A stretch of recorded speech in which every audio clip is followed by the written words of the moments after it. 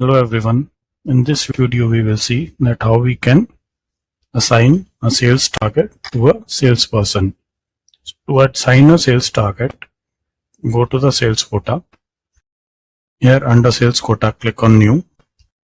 Enter the name of a sales quota.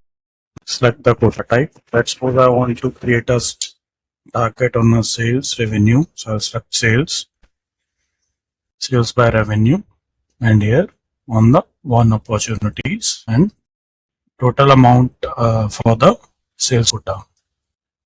Then go to next. Here select whether it should be quarterly, monthly or yearly. Let's suppose we are picking up at quarterly for quarter 2. So it will automatically calculate per month wise the total amount. Then go to next. Here go click on by territory. Select the territory for which you want to create the quota. Select it. Choose the person. Add the value here and then save it.